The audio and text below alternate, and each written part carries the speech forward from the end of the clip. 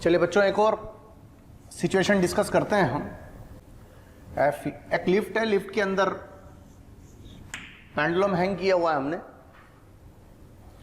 और lift acceleration ए से ऊपर की तरफ ट्रैवल कर रही है, और अपने को देखना है कि पेंडुलम के जो धागा है उसमें टेंशन की वैल्यू क्या होगी। टी अपने को कैलकुलेट करना, पेंडुलम के धागे में टेंशन कैलकुलेट करना अपने को। चलिए देखते हैं कैसे कैलकुलेट करें।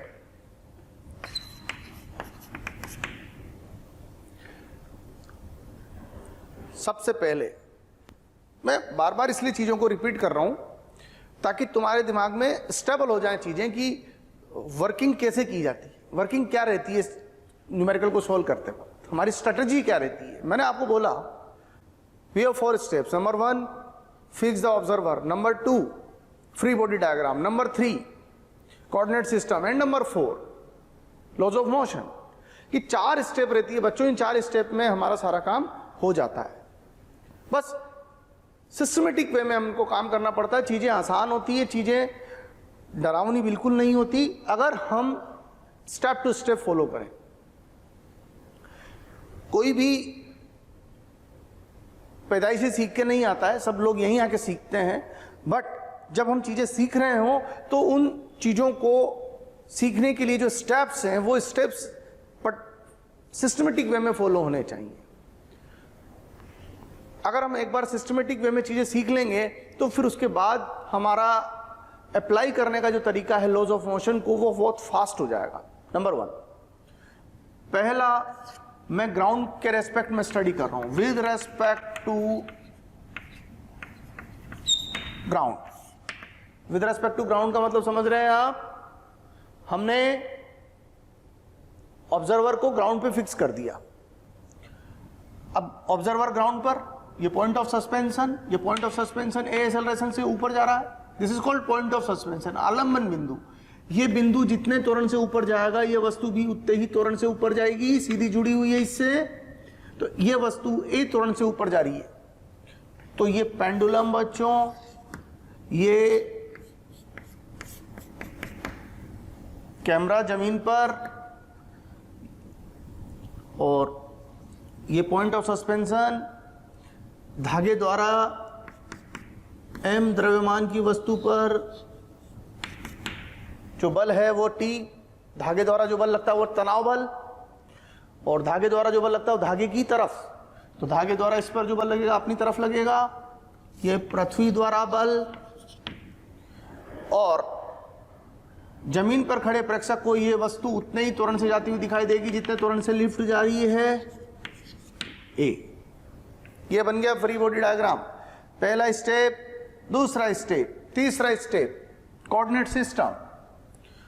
कोऑर्डिनेट सिस्टम, जब फोर्सेज एक ही लाइन पर हो तो 1 डायमेंशनल कोऑर्डिनेट सिस्टम यूज करिए। तो ये कोऑर्डिनेट सिस्टम, एक ही एक्सिस यूज कर रहा हूं। अब एक ही एक्सिस है तो 2 साइन, जिधर एक्सेलरेशन है उधर प्लस माइनस ले लीजिए। Third step laws of motion. Laws of motion, sigma F x is equal to mass into acceleration, sigma F x T minus m g, ये प्लस का ये माइनस का, T minus m g equal to m a, तो T equal to m into g plus a, यानी धागे में तनाव g m into g plus a के बराबर है। तो टी का मान mg से बड़ा हो गया। बच्चों, अगर आपको धागे में तनाव का मापन करना है तो हम स्प्रिंग तुला का इस्तेमाल करते हैं, स्प्रिंग बैलेंस का। धागे में तनाव ज्ञात करने के लिए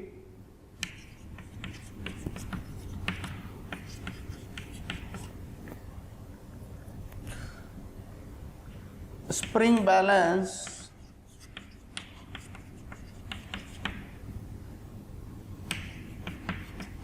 को जोड़ना होगा।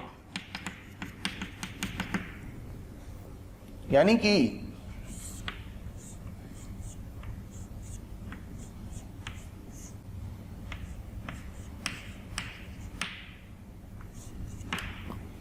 ये कहलाती है स्प्रिंग तुला। स्प्रिंग तुला का पाठ्यांक वही होता है जो यहां पर धागे में तनाव होता है। स्प्रिंग तुला का पाठ्यांक T के बराबर होता है और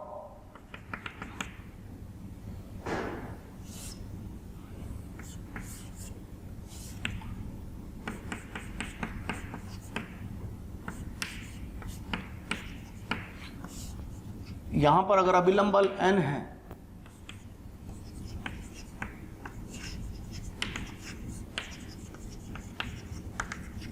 वेइंग मशीन का पाठ्यांक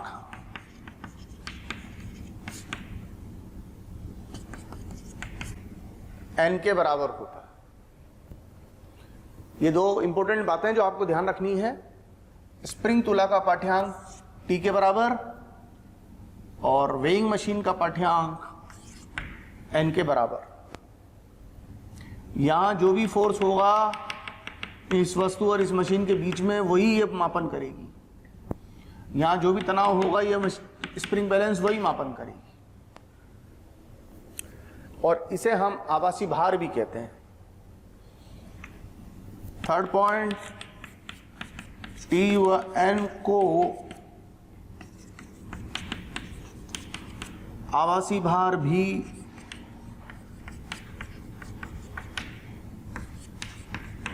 कहा जाता है। T व N को आभासी भार भी कहा जाता है।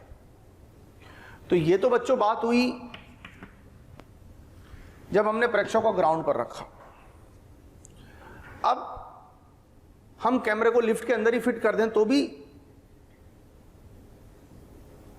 आंसर तो T का यही रहेगा, लेकिन काम करने का तरीका थोड़ा सा बदल जाएगा। वो भी समझ लेता हूं, समझा देता हूं।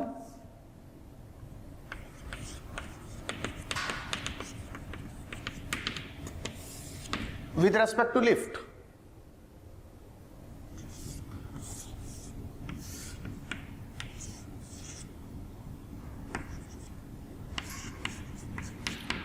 अब हमने प्रेक्षक को जमीन पे से उठा के, यानी कैमरे को जमीन पे से उठा के लिफ्ट के अंदर फिट कर दिया। कैमरा लिफ्ट के अंदर फिट। अब देखिए आगे क्या, आगे की कार्य प्रणाली। जैसा कि मैं आपको बोल चुका हूं, सबसे पहले ऑब्जर्वर, सेकंड लो free body diagram. Free body diagram पे आते हैं। इस कैमरे को यह वस्तु स्थिर दिखाई देगी तो एक्सेलरेशन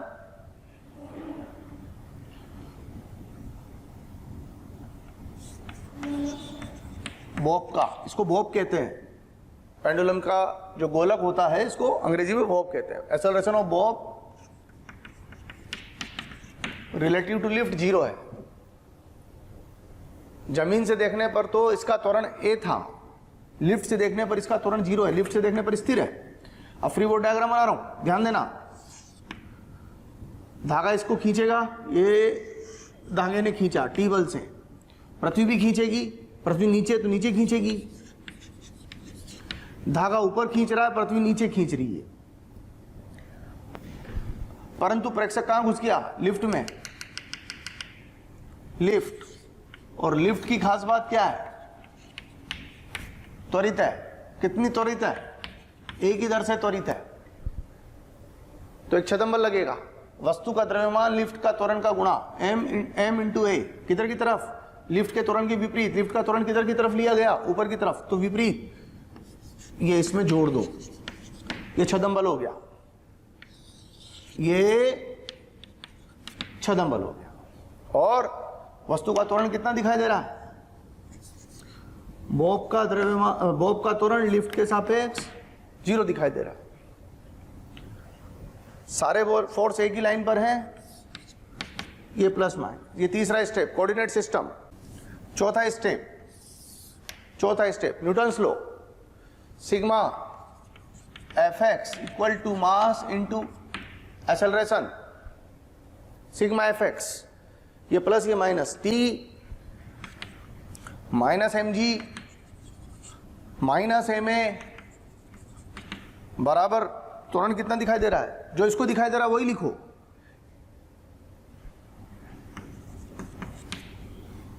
तो T बराबर एम इंटू जी प्लस ए, वही आंसर आया। तो ऐसा नहीं आंसर बदलेगा, तनाव कहीं से भी नापो, अविलंब बल कहीं से भी नापो, कहीं पे भी बैठ के नापो, उनमें आंसर में परिवर्तन नहीं आएगा, लेकिन काम करने का तरीका चेंज हो जाएगा।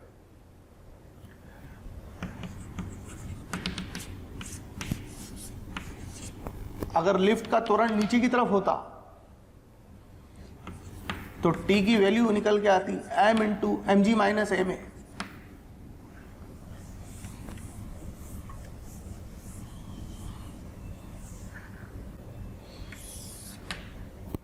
और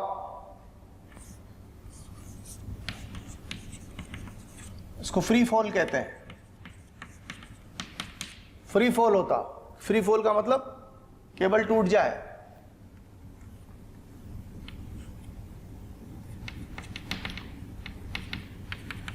तो केबल टूट गई, गिर गई नीचे, ही नीचे गिर जाना जिसको कहते हैं फ्री फॉल। तो इस धागे में जो तनाव है खत्म हो जाएगा, इसे कहते हैं भारहीनता।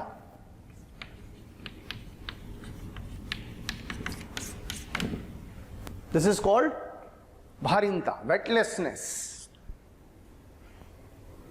देखिए बच्चों, एक और सिचुएशन में आपके सामने डील कर रहा हूं। यहां पर हमने एक ब्लॉक लिया हुआ है और उस ब्लॉक को हमने दो डोरियों की सहायता से लटका रखा है। ये जो डोरी है ये क्षैतिज रेखा के साथ, HL का मतलब है हॉरिजॉन्टल लाइन, क्षैतिज रेखा। ये वाली डोरी क्षैतिज रेखा के साथ अल्फा कोण पर है और ये वाली डोरी क्षैतिज रेखा के साथ बीटा कोण पर है। इस वाली डोरी में तनाव T1 और इस वाली डोरी में तनाव T2 है और वस्तु का द्रव्यमान है। अब अपने को यहां पर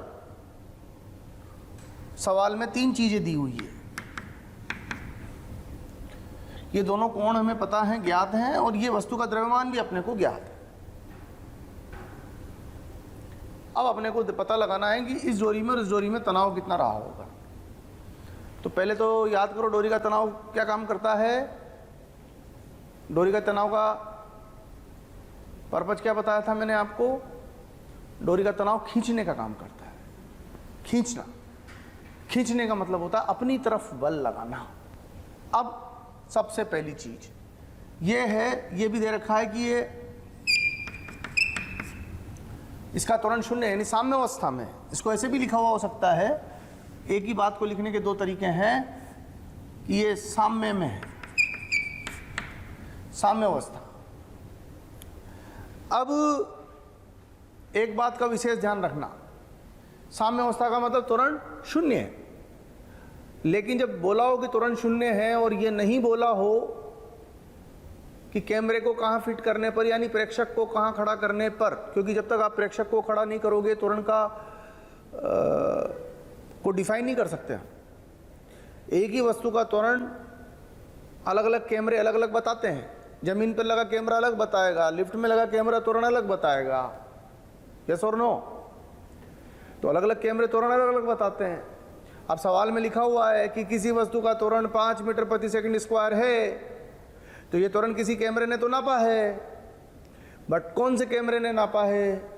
कैमरे तो बोले अलग अलग हो सकते हैं, लिफ्ट में हो सकता है, बस में हो सकता है, ट्रेन में हो सकता है, जमीन पे हो सकता है, तो कौन से कैमरे ने नापा? तो जब कुछ नहीं लिखा हो, समझ लो बात को, जब कुछ नहीं लिखा हो कि कौन से कैमरे ने त्वरण नापा, तो वो कैमरा जमीन पर फिट किया हुआ मान लेना आप। मेरी बात पकड़ में आ रही है? अगर नहीं लिखा है कि कौन से कैमरे ने त्वरण नापा, तो वो कैमरा जमीन पर फिट किया हुआ माना जाएगा। अब जैसे यहाँ लिखा है साम्य अवस्था, तो साम्य अवस्था लिखा है, इसका मतलब त्वरण शून्य है। तो कौन से कैमरे द्वारा नापा गया त्वरण शून्य है? जमीन पर फिक्स कैमरे द्वारा नापा गया त्वरण शून्य है। तो यहाँ पर इसका तो पहला इसका मतलब प्रेक्षक को कहाँ लिया गया है? जमीन पर लिया गया। दूसरा, ब्लॉक का फ्री बॉडी डायग्राम बनाना है। ये n द्रव्यमान का ब्लॉक, इसको 3 बल मिल रहे हैं, एक इस डोरी द्वारा, एक इस डोरी द्वारा, एक पृथ्वी द्वारा। इस डोरी द्वारा इधर की तरफ,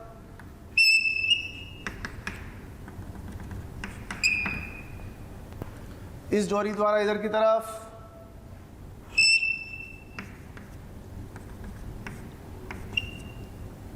और एक पृथ्वी द्वारा। ये 3 बल इस ब्लॉक को मिल रहे हैं, और इस ब्लॉक का जो त्वरण है वो 0 है। कहाँ के सापेक्ष? जमीन के सापेक्ष। क्योंकि प्रेक्षक आपने जमीन पर ले रखा है, इसलिए आपको किसी छदम बल की आवश्यकता नहीं है।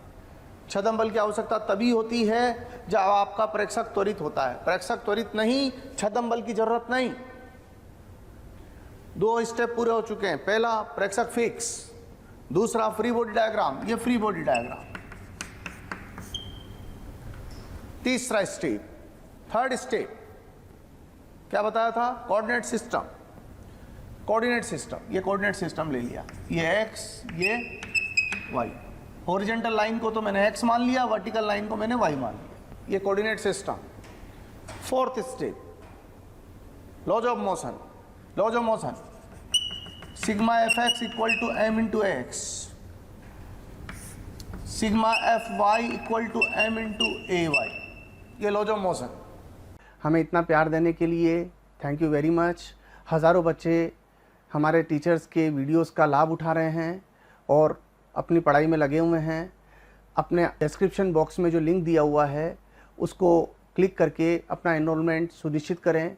जो बच्चे हमारे डाउट क्लियरिंग सेशंस में एनरोल होना चाहते हैं, हमारे स्टडी मटेरियल को पढ़ना चाहते हैं, वो अपने आप को रजिस्टर करवाएं। सिग्मा एफएक्स एक दिशा के फोर्स, ये तो y दिशा में है। जो बल y का होता है उसका x में कोई प्रभाव नहीं होता, जो x में होता है उसका y में कोई प्रभाव नहीं होता, परंतु जो बीच में होता है उसका x y दोनों में प्रभाव होता है। इसको तोड़ो, ये बीच में है, ये इधर, ये इधर, ये T1 कोस अल्फा, ये T1 साइन अल्फा।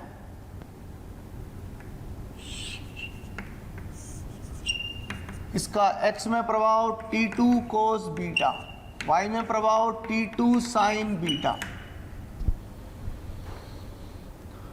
अब अगला स्टेप, सिग्मा एफएक्स, एक दिशा के सारे बल मिला के, ये भी x का, ये भी x का, बट ये प्लस x तो ये माइनस x, इधर माइनस x, इधर प्लस x, इधर प्लस y, इधर माइनस y, तो ये प्लस का, ये माइनस का, तो T1 cos alpha minus T2 cos beta बराबर, तो T1 कोस अल्फा बराबर T2 कोस बीटा। एक इक्वेशन तो ये आ गई अपने पास। इसी तरीके से y में काम करते हैं, y में चलते हैं। y में ये y का, ये भी y का, ये भी y का, ये प्लस y के, ये माइनस y का, तो T1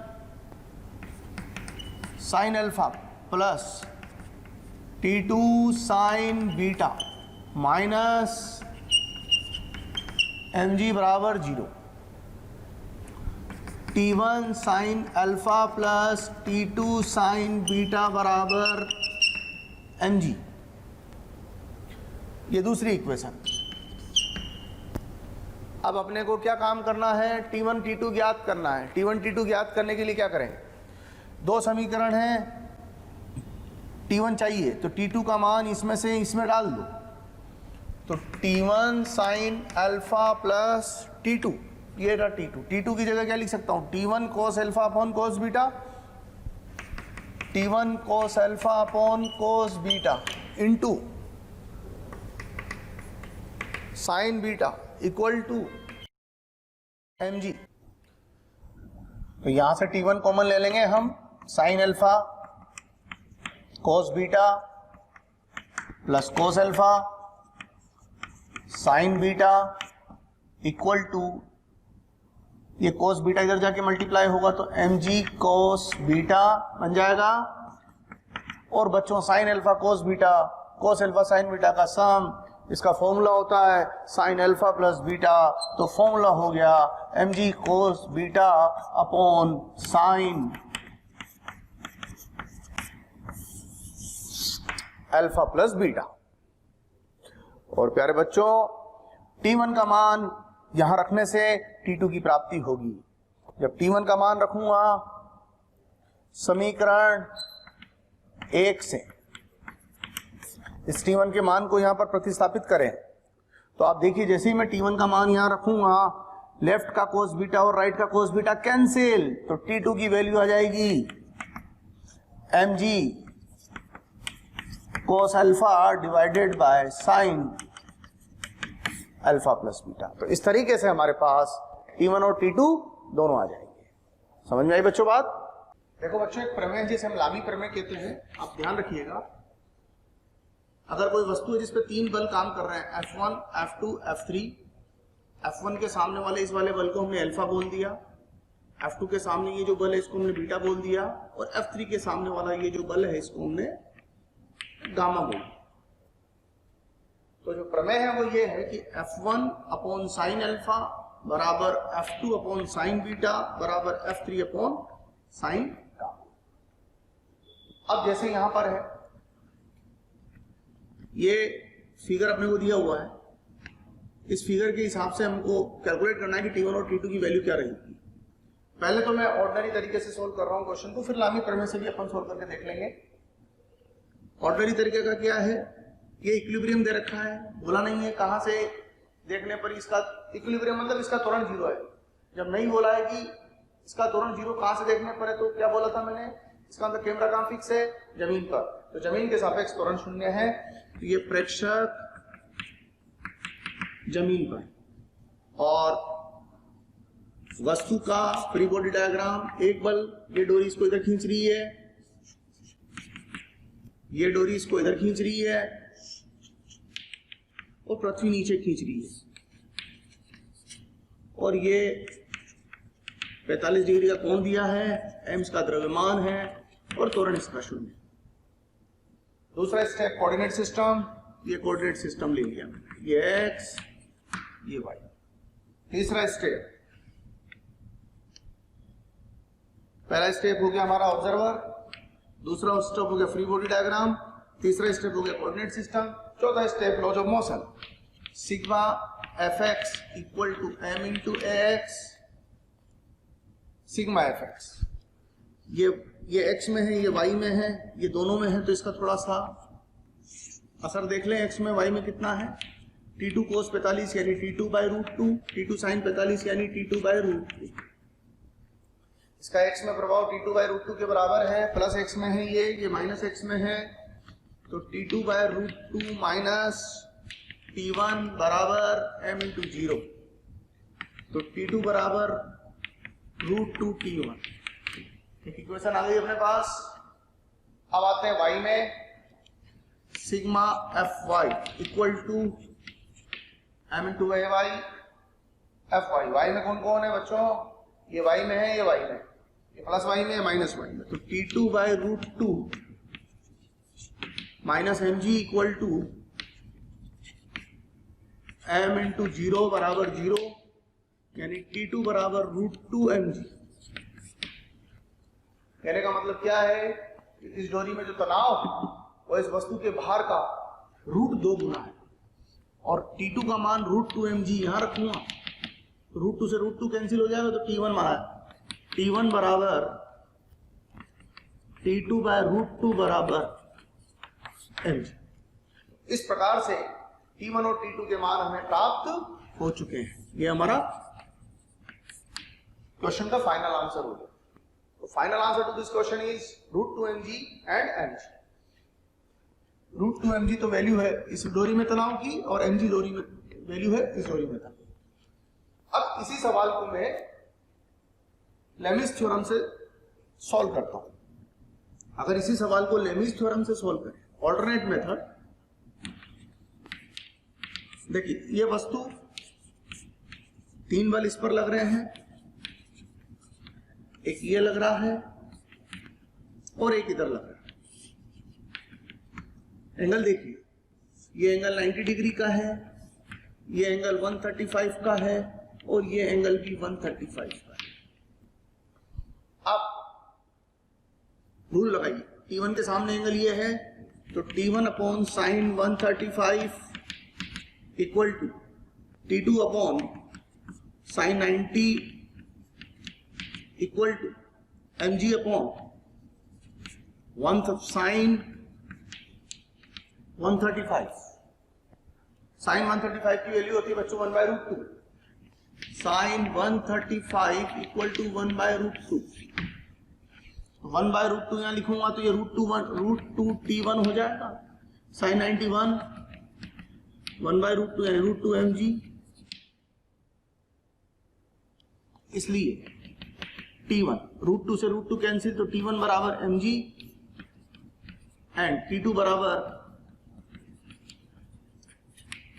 √2 mg।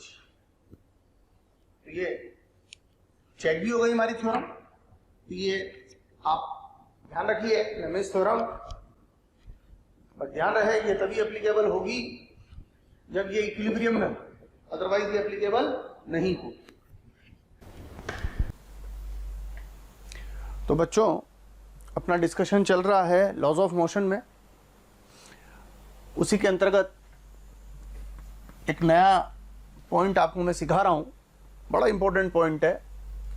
टॉपिक का नाम है हमारा कंस्ट्रेंट मोशन। कंस्ट्रेंट को हिंदी में अगर हम समझे तो कंस्ट्रेंट को बोलते हैं बाधा। क्या होता है, कई बार किसी वस्तु की गति बाधित रहती है। बाधित मतलब यूँ समझिए कि फ्री नहीं रहती है, वो किसी न किसी चीज़ से बंधी होती है या किसी चीज़ से जुड़ी होती है, तो उसका मोशन बहुत सारे फैक्टर्स पे डिपेंड करता है। जैसे यहाँ पर समझिए मैंने लिखा स्ट्रिंग कंस्ट्रेंट। अब स्ट्रिंग की बाधा क्या है समझिए, हम यहाँ पर स्ट्रिंग को लेके 2 अजम्पशन ले रहे हैं। Assumption number 1, length of string is constant, and assumption number 2, string does not slack। पहला assumption तो हमारा ये है कि जो डोरी है, स्ट्रिंग यानी डोरी, जो डोरी है उसकी लंबाई फिक्स है, ना घट रही है ना बढ़ रही है। और दूसरा assumption हमारा ये है कि डोरी ढीली नहीं पड़ रही। ये चीज़ हम समझ के चल रहे हैं कि डोरी में ढीलापन नहीं आ रहा है और डोरी की लंबाई फिक्स है। इस बात का ध्यान रखते हुए स्ट्रिंग के लिए एक कंसेप्ट बना हुआ है which is very important concept. मैंने लिखा है यहाँ पर bodies connected with a string have same speed along its length. अगर 2 वस्तुएं किसी डोरी से जुड़ी हैं तो उसकी खास बात यह है कि दोनों वस्तुओं की चाल डोरी की लंबाई के अनुदिश सेम होगी। मैंने क्या बोला आपको, दोनों वस्तुओं की चाल डोरी की लंबाई के अनुदिश सेम होगी। जैसे मैंने कुछ एग्जांपल्स लिए हैं यहाँ पर, इन एग्जांपल्स की सहायता से आप समझ सकते हैं कि मैं क्या कहना चाहता हूँ। जैसे मान लीजिए ये है ब्लॉक ए और ये है ब्लॉक बी, और ब्लॉक ए को पकड़ के आपने खींचा, ये भी फर्श पे फिसल रहा है, ये भी फर्श पे फिसल रहा है। अब किसी पॉइंट ऑफ टाइम पर यानी किसी क्षण ए के पास जो वेलोसिटी है वो v1 है और बी के पास जो वेलोसिटी है वो v2 है। अपना कंसेप्ट क्या है बच्चों, bodies connected with a string have same speed along its length. जो डोरी की लंबाई है उसके अनुदिश स्पीड सेम होनी चाहिए। इसकी वेलोसिटी इसके अनुदिश इसकी वेलोसिटी इसके अनुदिश सेम होनी चाहिए, क्योंकि ब्लॉक और ये दोनों एक ही लाइन पर हैं, क्योंकि ब्लॉक और ये ब्लॉक का मोशन और ये एक ही लाइन पर, इसलिए यहां पर हमको कंपोनेंट लेने की जरूरत ही नहीं है। तो इसका मतलब हो गया V1 और V2 सेम हो गए। ये रिलेशन आपको समझ में आ गया होगा। यहां पर ब्लॉक का तात्क्षणिक स्पीड V1 है और इस ब्लॉक का तात्क्षणिक स्पीड मैंने V2 लिया है। इस ब्लॉक की जो गति हो रही है वो इस लंबाई के अनुदिश ही हो रही है और इस ब्लॉक की गति भी इस लंबाई के अनुदिश ही हो रही है। फिर से यहाँ पर हमें किसी कंपोनेंट को लेने की जरूरत नहीं है, तो ये V1 और V2 सेम हो गए। अब थोड़ा सा कॉम्प्लेक्स करते हैं चीज को। ये ब्लॉक ऐसे ना फर्श पे फिसल रहा है और एक डोरी से हमने इसको बांध दिया और डोरी के इस सिरे को v वेलोसिटी से खींचा जा रहा है। तो जाहिर सी बात है कि जब हम इसको यहां से खींचेंगे तो ये ब्लॉक ना ऐसा फर्श पे फिसलेगा। तो ऐसा मानिए कि किसी पॉइंट ऑफ टाइम पर इसकी जो वेलोसिटी है वो v डैश है। अब बच्चों यहां पर इंपॉर्टेंट पार्ट क्या है, अगर आप ऐसा बोलते हैं कि v और v डैश सेम है तो ये रॉन्ग होगा। अब समझिए क्यों। कारण सिंपल है, क्या ये वेलोसिटी डोरी की लंबाई के अनुदिश है? ये वाली तो डोरी की लंबाई के अनुदिश है, लेकिन ये तो डोरी की लंबाई के अनुदिश नहीं है। डोरी की लंबाई तो इधर है, इस रेखा पर है। डोरी तनी हुई है तो वो किसी न किसी रेखा पर तो होगी। तो डोरी जिस रेखा पर है वो तो ये है और वेलोसिटी जिस रेखा पर है वो ये है। क्या ये दोनों रेखाएं समान ही है? नहीं है। तो फिर अब इस केस में अपने को कंपोनेंट लेना पड़ेगा। इसका कंपोनेंट इधर की तरफ v डैश cos थीटा, इसका कंपोनेंट इस रेखा पर ये खुद ही है, तो v equal to v dash cos theta. तो v डैश की वैल्यू निकल के आई हमारे पास v by cos theta. Understand? अब थोड़ा सा और कॉम्प्लेक्स बनाते हैं चीज को। यहां पर ये एक ब्लॉक और ये दूसरा ब्लॉक और दोनों बंधे हैं डोरी से, ऐसे।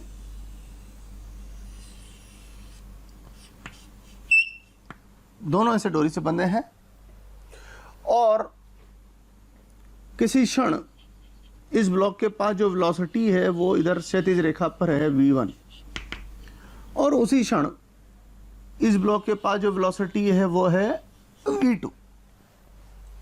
दोनों फर्श के संपर्क में गतिमान है। ये भी फर्श पर ही संपर्क में है, ये भी फर्श पर ही संपर्क में है। अब ये चला v1 से किसी पॉइंट ऑफ टाइम पर, किसी क्षण इसके पास है v2।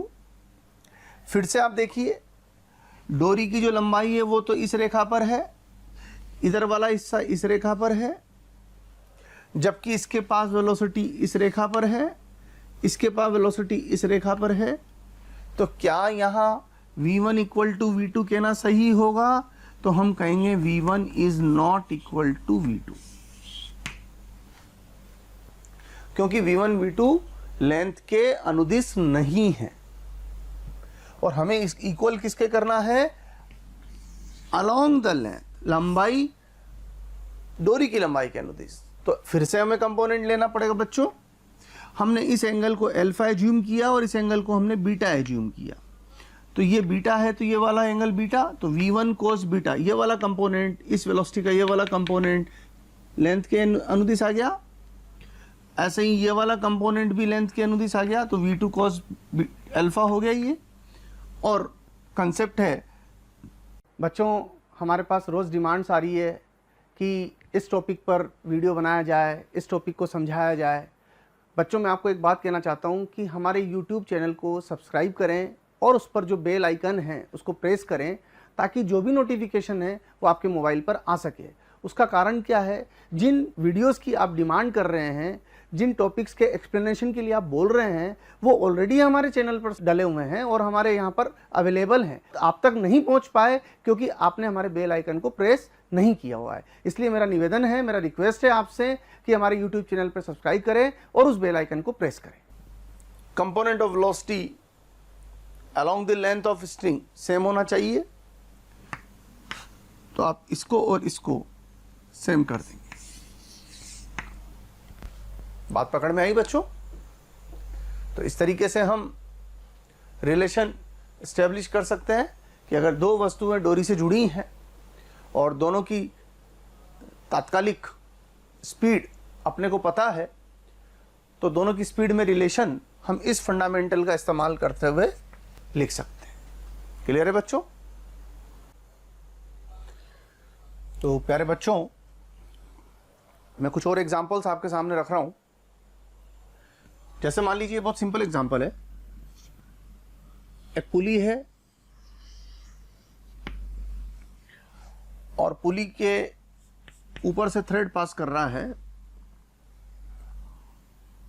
और दोनों ब्लॉक्स कनेक्टेड हैं। बच्चों आप नोटिस करिए, ये वाला ब्लॉक v1 स्पीड से नीचे जा रहा है और ये वाला ब्लॉक v2 स्पीड से नीचे आ रहा है। इसकी वेलोसिटी और इसकी वेलोसिटी अलोंग द लेंथ ही है, तो हमने direct v1 equal to v2 कर दिया। जिस स्पीड से नीचे जाएगा ये उसी स्पीड से ऊपर आएगा। इस केस में पुली रेस्ट में है, यहां पर पुली की वेलोसिटी 0 है। अब हमने थोड़ा सा अगली सिचुएशन को थोड़ा सा कॉम्प्लेक्स बनाया। सपोज इस पूरे सिस्टम को हम खींच रहे हो ऊपर, ऐसे v वेलोसिटी से पकड़ के ऊपर ले जा रहे हो, यानी यहां पर पुली में भी वेलोसिटी आ गई। This is velocity of pulley, vp मान लीजिए इसको। अब ये विद रेस्पेक्ट टू ग्राउंड है। ये जो पूरा सिनेरियो आप देख रहे हैं, ये विद रेस्पेक्ट टू ग्राउंड है। ठीक है? अब आप एक चीज समझने की कोशिश करिए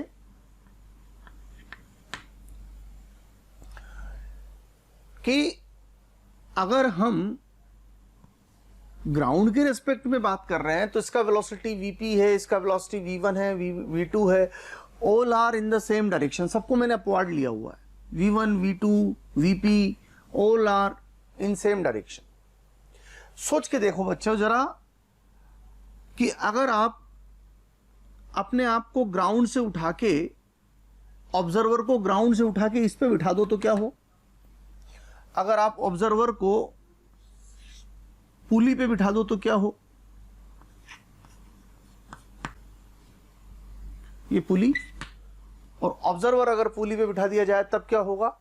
तो बहुत सिंपल घटना, अगर ऑब्जर्वर इस पे बैठ जाए तो उसको क्या लगेगा कि इन दोनों में से एक की वेलोसिटी डाउनवर्ड है और एक की वेलोसिटी अपवर्ड है। ऐसा ही लगेगा नहीं लगेगा?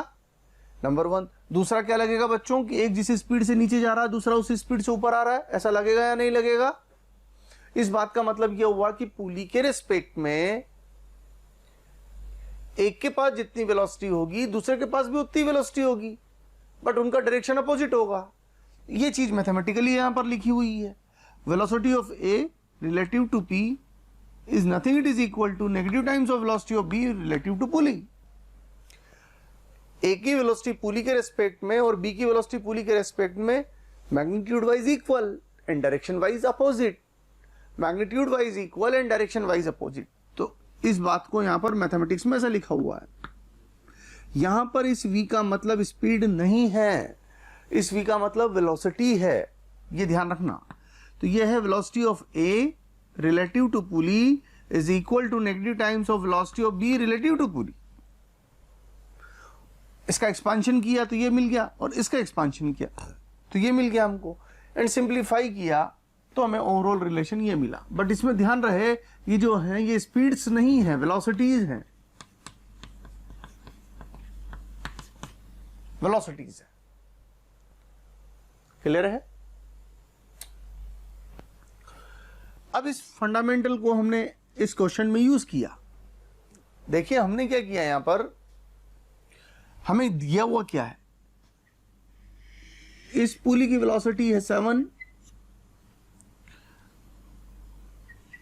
और यहां से एक थ्रेड पास हो रहा है और ये थ्रेड दो और अगेन दो पुली से कनेक्टेड है और इस पुली पर से फिर से एक थ्रेड पास हो रहा है और ये थ्रेड इस ब्लॉक से कनेक्टेड है और ये दूसरा एंड इस वाले ब्लॉक से कनेक्टेड है। इसका velocity 2 metre per second given है, इसका velocity 5 metre per second given है, बट डाउनवर्ड गिवन है। ये सब ग्राउंड के रेस्पेक्ट में गिवन है बच्चों, ये सब ग्राउंड के रेस्पेक्ट में गिवन है अपने को। इसका velocity 8 metre per second upward है, ये v अननोन है, we don't know whether it is moving upward और डाउनवर्ड। अब बहुत बेसिक सा प्रिंसिपल, इसका वेलोसिटी हमने vp1 एज्यूम कर लिया, तो इसके लिए रिलेशन लिख सकते हैं twice of vp1 equal to this plus this, twice of vp1 equal to this plus this. क्या सोच रहे होंगे आप, माइनस साइन कहाँ लिया है मैंने? नेगेटिव साइन लेने के पीछे रीजन, बिकॉज 5 डाउनवर्ड है। Deriving this expression, all the velocities are taken in upward direction, in same direction, but यहां पर जो वेलोसिटी है 5 माइनस डाउनवर्ड है, मैंने साइन कन्वेंशन लिया ही है। इस सवाल को सॉल्व करने के लिए मैं क्या एज्यूम कर रहा हूं कि जो वेलोसिटी अपवर्ड होगी उसे मैं प्लस में ट्रीट कर रहा हूं और जो वेलोसिटी डाउनवर्ड होगी उसे मैं माइनस में ट्रीट कर रहा हूं। तो इस एक्सप्रेशन को बनाते वक्त twice of p1 equal to this plus this, तो 5 को माइनस में लिया, p1 की वैल्यू आ गई अपने पास। Twice of p2 equal to 8 plus v unknown है, अननोन के साइन नहीं लगाया जाता, अननोन के साइन निकल के आता है। और एक एक्सप्रेशन मैंने बनाया इनके लिए, twice of 7 equal to p1 plus p2, twice of 7 equal to p1 plus p2। p1 का एक्सप्रेशन यहां से पुट कर लिया, p2 के लिए यहां से वैल्यू पुट कर ली और सिंप्लीफाई किया, तो आंसर निकल के आ रहा है एट लास्ट 23 मीटर पर सेकेंड अपवर्ड्स। मीन्स ये वाला जो ब्लॉक है ये 23 मीटर पर सेकेंड से ऊपर की तरफ ट्रेवल कर रहा होगा, अगर बाकी ब्लॉक्स के लिए जो इंफॉर्मेशन दी गई है वो सही है। ये 23 मीटर पर सेकेंड अपवर्ड मूवमेंट में होगा। समझ में आई बच्चों बात? चलिए बच्चों, एक एग्जांपल और ले रहा हूं बच्चों मैं आपके सामने। यहां पर मल्टीपल पुलीज है, मल्टीपल ब्लॉक्स है, स्ट्रिंग है। अब यहां पर हो क्या रहा है, स्ट्रिंग का एक एंड यहां पर फिक्स्ड है और स्ट्रिंग इस तरीके से अलग अलग पुलीज पर पास होती हुई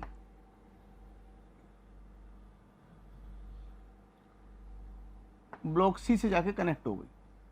स्ट्रिंग के 2 एंड होते हैं, एक एंड यहाँ कनेक्टेड है, एक एंड यहाँ कनेक्टेड। अब जो एंड यहाँ कनेक्टेड है वो तो छत से जुड़ा हुआ है, तो उसकी तो स्पीड 0 ही हो गई, ये वाला एंड तो 0 स्पीड पर आ गया।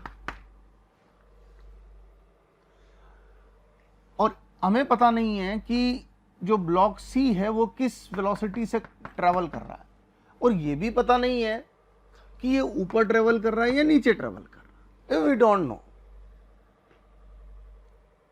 अब बच्चों, और हमको इंफॉर्मेशन दी हुई है कि block a 5 metre per second से डाउनवर्ड ट्रेवलिंग में है और block b 2 metre per second से डाउनवर्ड मोशन में है। ये 2 इंफॉर्मेशन अपने पास। अब बच्चों यहां पर एक चीज समझने की है कि अगर मैं इस पूरी स्ट्रिंग को लेता हूं तो इस पूरी स्ट्रिंग की लेंथ तो फिक्स ही रहेगी ना, क्योंकि अपन ने बोला था स्टार्टिंग में हम स्ट्रिंग को कैसा एज्यूम करके चलते हैं कि स्ट्रिंग स्लैक नहीं हो सकती, उसमें वो ढीली नहीं हो सकती, ना लेंथ बढ़ सकती ना घट सकती है। तो पूरी स्ट्रिंग की जो लेंथ है वो तो फिक्स ही रहेगी। इसके नीचे जाने से या इसके नीचे जाने से ये जो डिस्ट्रीब्यूशन है वो चेंज हो सकता है, कहीं पर छोटी हो जाएगी, कहीं पर बड़ी हो जाएगी। जैसे ये दोनों नीचे जाएंगे तो ये छोटी हो जाएगी, ये वाले इससे बड़े हो जाएंगे, परंतु ओवरऑल तो स्ट्रिंग की लेंथ फिक्स ही रहेगी।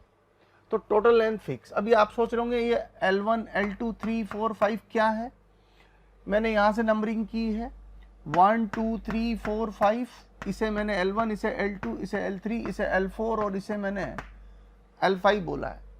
यहां से लेकर यहां तक का जो लेंथ है ये L1, ये लेंथ L2, ये लेंथ L3, ये लेंथ L4 और ये लेंथ मैंने L5 बोली है। And you know total length is constant. और फिर उसके बाद आप सोच रहे होंगे ये मैंने क्या किया, L1 को L1 डॉट लिख दिया। बेसिकली मैंने इस पूरे एक्सप्रेशन का टाइम के रेस्पेक्ट में डिफरेंशिएशन कर दिया, डेरिवेटिव निकाल दिया। इसका डिफरेंशिएशन L1 डॉट का मतलब है V1, बेसिकली ये V1 है। तो अब यहां पर L1 dot plus L2 dot plus L3 dot plus L4 dot plus L5 dot equal to 0। तो ये है बेसिकली L1 डॉट को अगर आप सही मायने में समझें तो L1 dot is nothing, it is dl1 by dt, ये मतलब है। अब बच्चों एक चीज का ख्याल रखना है, लेंथ किसी भी सेगमेंट के आप देखोगे तो दो एंड, एक ये और एक एंड ये। जो एंड लेंथ बढ़ाना चाहता हो उसके लिए प्लस में लिखना है, और जो एंड लेंथ कम करना चाहता हो उसके लिए माइनस में लिखना है। आप सोचिए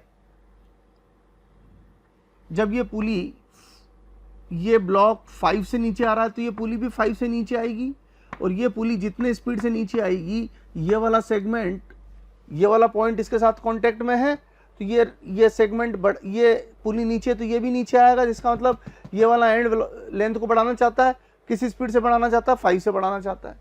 सिमिलरली L2 के इंक्रीज होने की रेट भी 5 रहेगी। L3 ये वाला L3 ये वाला पॉइंट तो फिक्स ही है, तो ये कम भी नहीं कर रहा बढ़ा भी नहीं रहा, ये भी कम भी नहीं कर रहा बढ़ा भी नहीं रहा, ये भी कम नहीं कर रहा बढ़ा भी नहीं रहा, ऐसे ही इसके साथ है।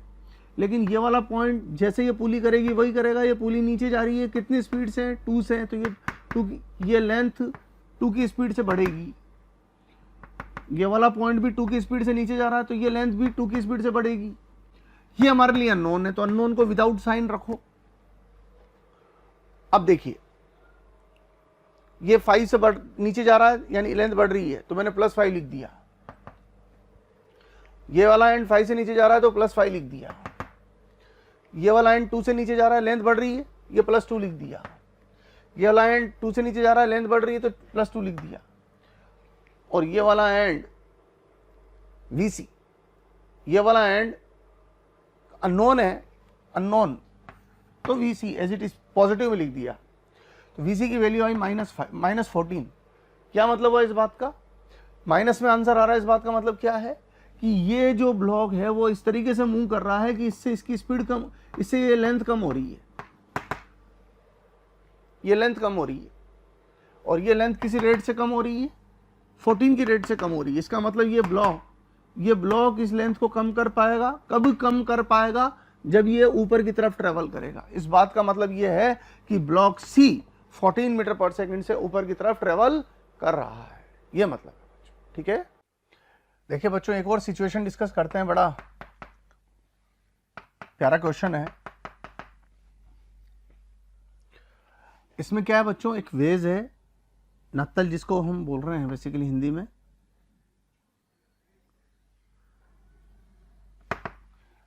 और एक ब्लॉक है, ब्लॉक वेज पर है, और एक स्ट्रिंग की हेल्प से ये ब्लॉक इस तरीके से कनेक्टेड है।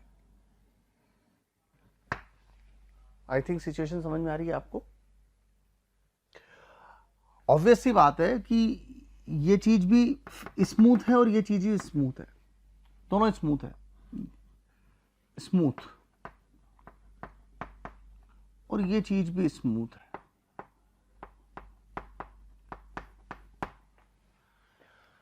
तो होगा क्या बच्चों, स्मूथनेस की वजह से ये नीचे जाने की कोशिश करेगा, और ये जब नीचे जाएगा तो ये हिस्सा बढ़ेगा, तो ऑब्वियस सी बात है ये घटेगा, तो ये घटेगा तो ये इधर की तरफ ट्रेवल करेगा।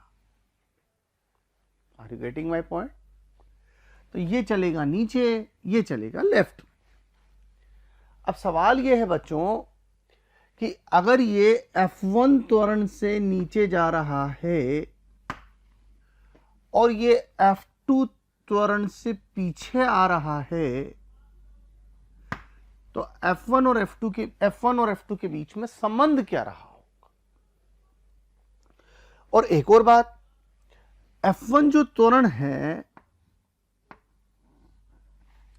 वो जमीन से देखने पर एक त्वरण नहीं है। F1 जो त्वरण है, F1 is acceleration of A with respect to wedge. अगर आप इस पे बैठ के देखोगे तो आपको लगेगा कि F1 त्वरण से नीचे आ रहा है, और जमीन पे बैठ के देखोगे तो आपको लगेगा कि ये F2 त्वरण से पीछे आ रहा है। तो जो F1 है वो A का वेज के सापेक्ष त्वरण है, जो F2 है वो वेज का जमीन के सापेक्ष त्वरण है। क्लियर है बच्चों बात? चलिए अब हम दोनों के बीच में रिलेशन स्टैब्लिश करना चाहते हैं। देखो बड़ा खूबसूरत क्वेश्चन है, बात को ध्यान से पकड़ने की कोशिश करना। मैंने मान लिया कि ये वाली जो लेंथ है ये L1 है और ये वाली जो लेंथ है ये L2 है। तो भाई ये अगर नीचे जाता है तो ये चीज कम हो जाएगी, बट ये दोनों चीजें मिला के तो फिक्स ही रहेगी। ये दोनों मिला के तो फिक्स ही रहेगी। तो वैसे अगर हम कॉमन सेंस के बेसिस पर सोचें तो ये चीज जितनी स्पीड से नीचे जाएगी, ये चीज जितनी स्पीड से नीचे जाएगी वेज के रेस्पेक्ट में, ये चीज उसी स्पीड से तो कम होगी।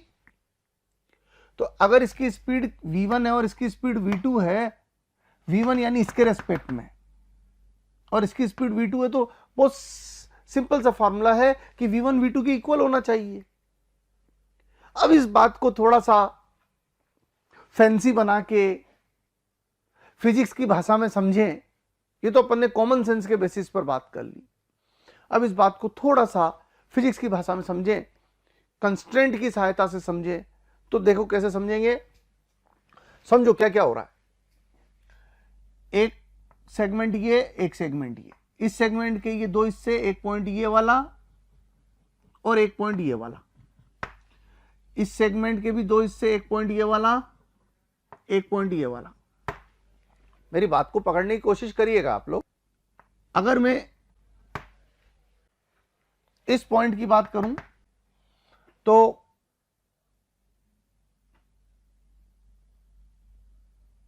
सबसे पहले इसकी बात करें तो इसके पास वेलोसिटी 0।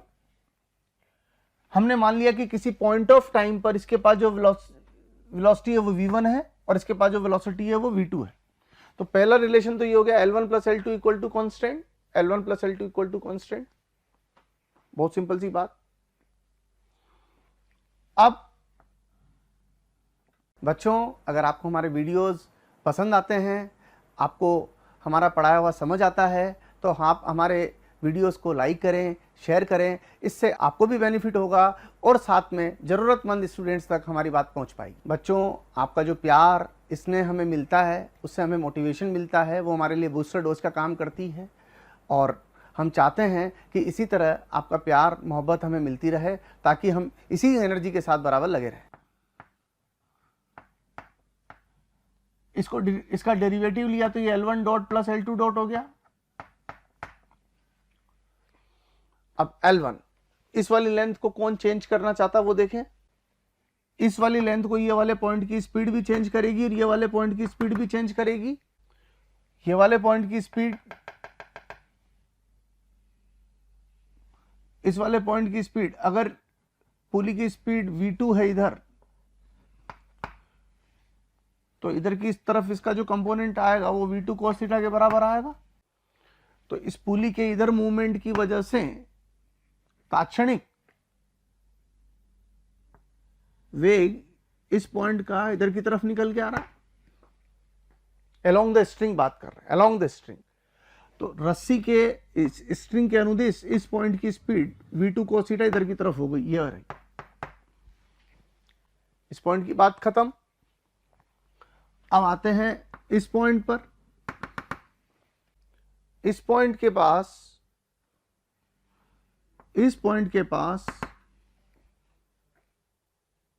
अगर हम देखें तो एक वेलोसिटी तो है v1 और वो v1 किधर की तरफ है, इस डायरेक्शन में।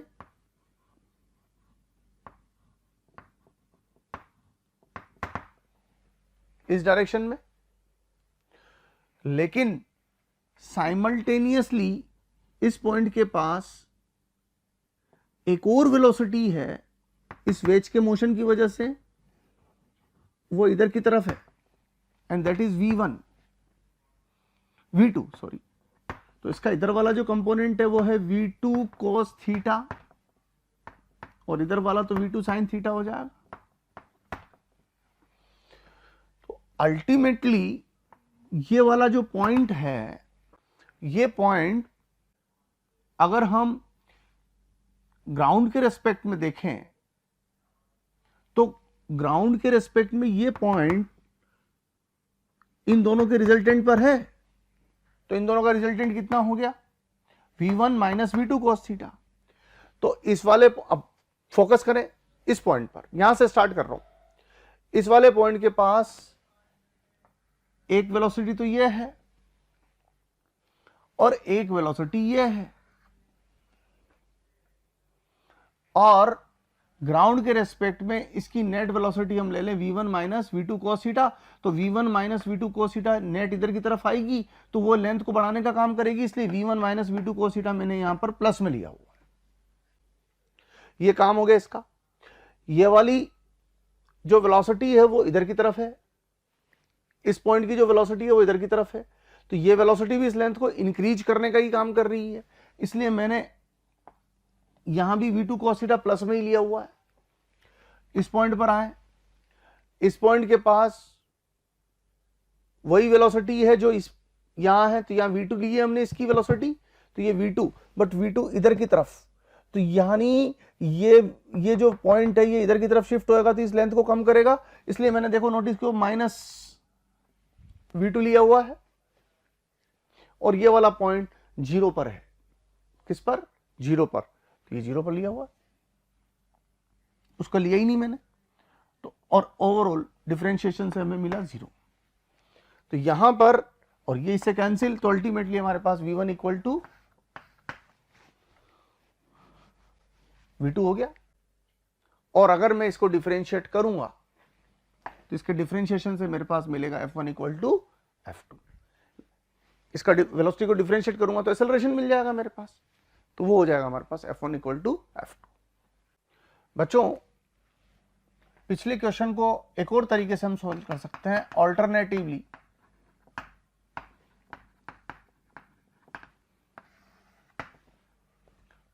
हम पूरी कहानी विद रिस्पेक्ट टू पुली लिखते हैं।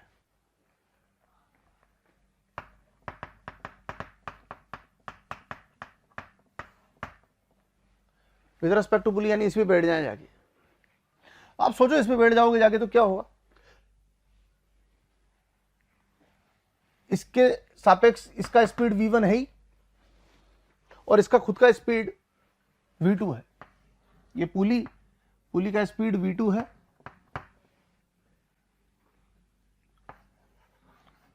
जिस पुली की हम बात कर रहे हैं उसका स्पीड कितना है? V2। तो अब पुली के रेस्पेक्ट में अगर हम बात करें, और V1 क्या है यहां पर? V1 है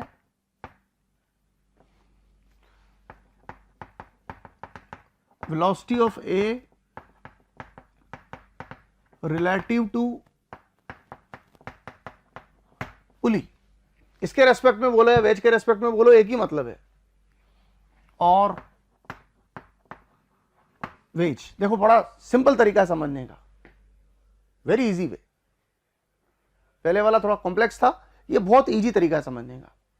हम इस पे बैठ के काम कर रहे हैं, तो इस पे जब बैठ के काम कर रहे हैं और जिस पे बैठे हैं उसका खुद का वेलोसिटी V2 है, ये पुली है, विद रेस्पेक्ट टू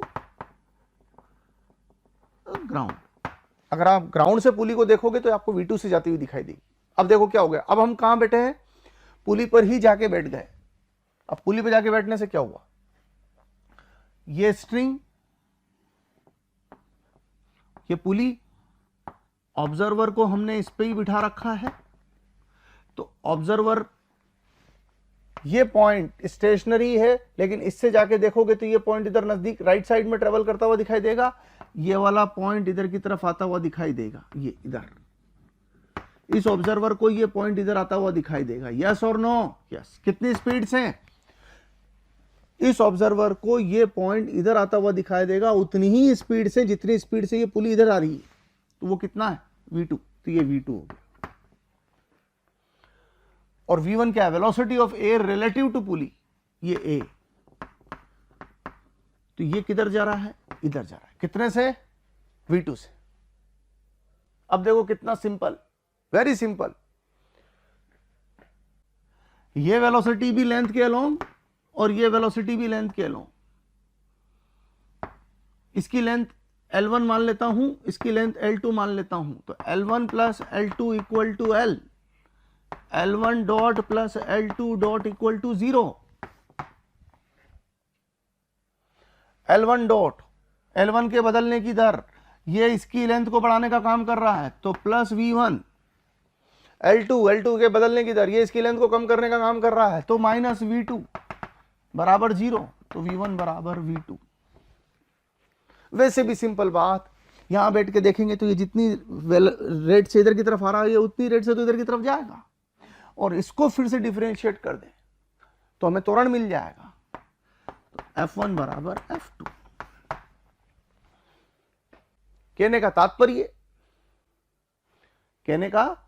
तात्पर्य कि ये जितनी वेलोसिटी, जितने त्वरण से इधर जाएगा, इसके सापेक्ष ये उतने ही त्वरण से नीचे उतरेगा। या यूं कहें, ये जिस स्पीड से इधर जाएगा, इसके सापेक्ष ये उतनी स्पीड से नीचे उतरेगा। ये है मेरे कहने का तात्पर्य। तो बच्चों, एक और सवाल मैं आपके सामने लेता हूं, जो जस्ट अपना पिछला वाला जो सवाल था उसी पर बेस्ड सवाल है। बड़ा इंटरेस्टिंग सवाल है। ये एक वेज है,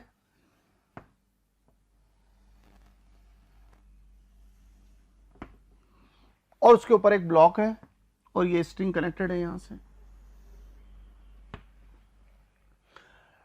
ये भी स्मूथ है,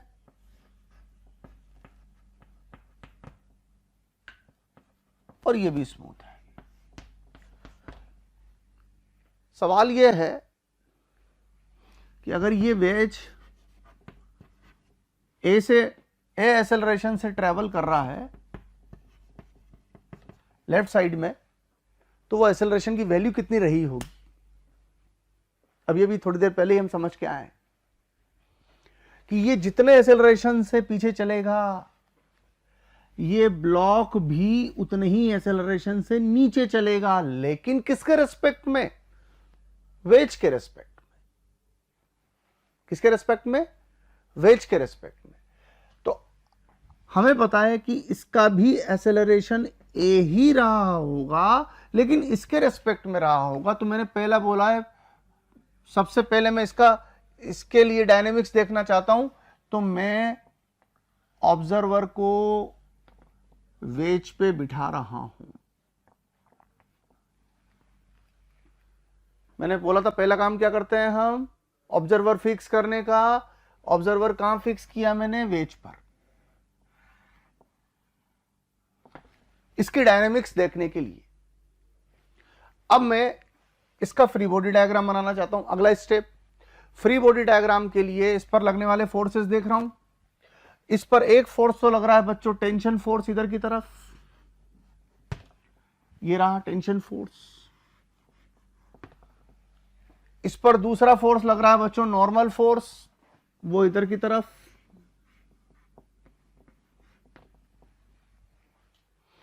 एक इस पर लग रहा है बच्चों फोर्स ऑफ ग्रेविटी, वो रहा ये। और एक, क्योंकि ये ऑब्जर्वर जिस वेज पर हमने बिठा रखा है, वो वेज ए एक्सेलरेशन से पीछे जा रहा है, तो एक्सेलरेटेड ऑब्जर्वर हो गया हमारा। और एक्सेलरेटेड ऑब्जर्वर की वजह से इसके ऊपर एक सूडो फोर्स लेना पड़ेगा, इसके एक्सेलरेशन के अपोजिट में, वो ये ले लिया, ये सूडो फोर्स हो गया। और ये चार फोर्स हो गए, 1 2 3 and 4। And under this 4 forces this body is moving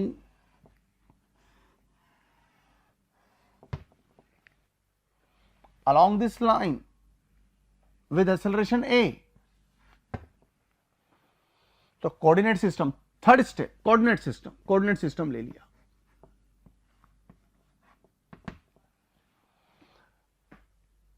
अब बच्चों ये एंगल थीटा दे रखा है हमारे पास, तो बहुत सिंपल सी बात, ये वर्टिकल लाइन, ये इंक्लाइंड प्लेन पर नॉर्मल, तो अगर ये थीटा है तो ये 90 माइनस थीटा होगा, तो ये थीटा हो जाएगा अपने आप, ठीक है ना। तो ये एंगल थीटा हो गया। अब हम इक्वेशन कैसे बनाते हैं, sigma F x equal to m x m into x sigma F x. X axis के अलोंग लगने वाले फोर्सेस देखिए, इसका इफेक्ट एक्स एक्सिस पर कितना आएगा, एम जी साइन थीटा, ये एक्स एक्सिस पर ही काम कर रहा है, इसका इफेक्ट एक्स एक्सिस पर कितना आएगा, इसका इफेक्ट एक्स एक्सिस पर नहीं रहेगा क्योंकि तो वाई में काम कर रहा है, तो इसका इफेक्ट ये वाई में है, इसका एक्स में 0, तो एक्स में किस किस का रोल रहेगा, इसका रहेगा कितना, एम जी साइन थीटा, इसका एक्स में कितना रहेगा, एम ए कोस थीटा, ये थीटा है तो ये 90 माइनस थीटा, तो ये थीटा हो गया, इसका इधर की तरफ component m a cos theta हो गया। तो एक इक्वेशन बन गई मेरे पास। पहले वाई के लिए इक्वेशन, वाई में कोई एक्सेलरेशन नहीं है, जिस लाइन पर कोई एक्सेलरेशन नहीं होता उधर नेट फोर्स 0 होता है, तो इधर क्या हो गया हमारे पास, n plus m a sine theta, इसका ये वाला component m a sine theta, n plus m a sine theta minus m g cos theta equal to 0। तो एन की वैल्यू निकल के आ गई मेरे पास यहां पर ये। अब दूसरी इक्वेशन, एक्स के अलोंग, ये 0 से इक्वेट क्यों किया, क्योंकि वाई पर कोई एक्सेलरेशन नहीं है। जब वाई पर जिस एक्सिस पर कोई एक्सेलरेशन नहीं हो उस एक्सिस पर नेट फोर्स 0 होता है। अब एक्स पे आ जाए, एक्स पर, एक्स में कौन कौन, इसका कंपोनेंट, इसका कंपोनेंट, ये खुद, इसका कोई रोल नहीं, इसका एक्स में कोई रोल नहीं। तो एक्स के लिए this plus this minus this equal to mass into acceleration, ये एक्स का काम हो गया। एक इक्वेशन ही हो गई, एक इक्वेशन ही हो गई। अब आते हैं हम थोड़ी देर के लिए वेज पर। इस पर अगर मैं वेज की बात करूं तो फोर्सेस कहां से मिल रहे हैं वेज को, ये जो वेज है इसको फोर्सेस कहां से मिल रहे हैं जरा नोटिस करें। एक तो फ्लोर फोर्स लगाएगा ऐसे, एक फोर्स ऑफ ग्रेविटी, एक ये फोर्स ब्लॉक पर है, वेज ने लगाया तो वेज इसका रिएक्शन बियर करेगा, ये वेज रिएक्शन बियर करेगा। ये पुली यहां पर वेज पर लगी हुई है,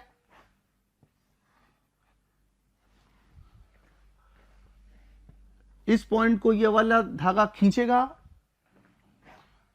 तो यहां जो एक फोर्स इधर लगेगा ऐसे टेंजेंशियल और एक इधर लगेगा ऐसे टेंजेंशियल, ये अपने को थीटा गिवन है और एक्सेलरेटेड है ये लेफ्ट में। ये सब विद रेस्पेक्ट टू ग्राउंड बनाया मैंने, इसका एक्सेलरेशन ये विद रेस्पेक्ट टू ग्राउंड है।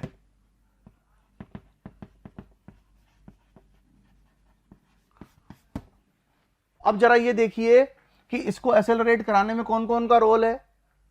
क्या इनका रोल हो सकता है, नहीं, क्योंकि तो वाई में है। इसका क्या रोल होगा, इसका रोल हो सकता है, बिल्कुल इसका भी रोल होगा क्योंकि इसके कंपोनेंट लेने पड़ेंगे अपने।